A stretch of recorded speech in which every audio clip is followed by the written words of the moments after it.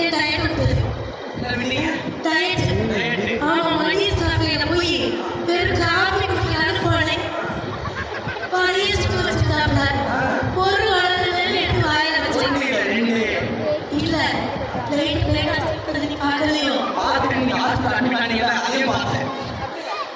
அதாவது 10 வயிறு நிறைய சாப்பிட்டு சாப்பிட்டு நம்ம ஊர் சாப்பிட்டு காபி கூட படுத்துறியா?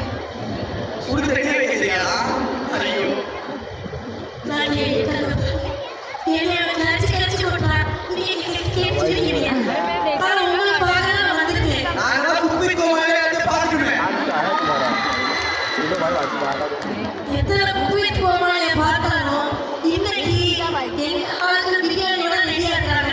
வயிற்று நிரம்பி தான் போவேன். உலக வரலாற்றிலே கப்பல போட்டு இப்ப அதை கேட்டா சரி, இந்த பையன் நல்லா பேசுறாங்க. இவன் ஒரு பொண்ணை கல்யாணம் ரொம்ப நாளா முயற்சி பண்ணிட்டு ஒரு பொண்ணை பார்த்து கல்யாணம் பண்ணி சொல்லுவான். இப்ப எங்க அந்த மாதிரி நல்லா இருக்காங்க. இந்த சிரிச்ச முகத்தை பாரு.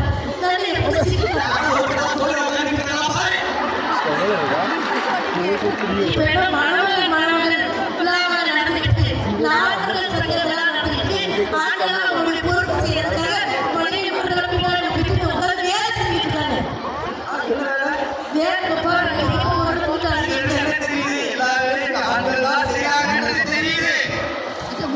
இதை செய்ய தூண்டுறது யாரு?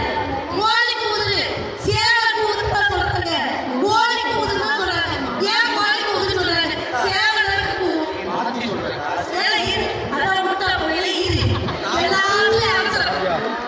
ஆம்பளைங்க எல்லாம் அவசரம் கொடுக்க. சேவை சோம்பி போய்